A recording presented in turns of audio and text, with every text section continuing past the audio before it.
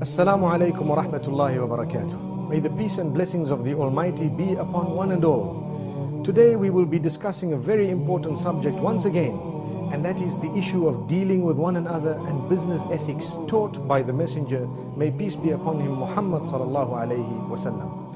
We need to know that in order to survive, everyone needs to earn. Everyone needs some form of wealth, and this wealth is achieved in different ways. Some people work for others, whilst others are traders. In all this, we need to know there are ethics. We need to have sound ethics of business. Firstly, the Messenger teaches us to be considerate of the one who is buying, which means when we are selling some goods, yes, we are allowed to make a markup, we are allowed to make a profit, but there is something known as blessings, which means if I've made, say, $1,000 from one deal, have I made that 1,000 with the one who has given it to me, giving it to me wholeheartedly, going away happy?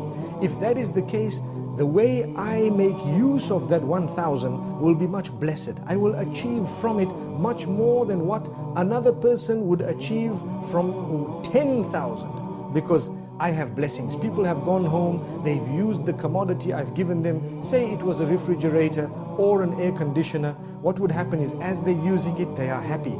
It cools the room. The deal was good. The next time they pass another shop besides ours, they see the same thing, they find it $5 more. So what they purchased it for was $5 less. They will smile and say, I got a good deal. That smile and that feeling is an automatic prayer for the one who has sold that particular item, which would happen to be us. So what would happen, we need to know, very importantly, the blessings are far more important than the deal itself. So never rip somebody off.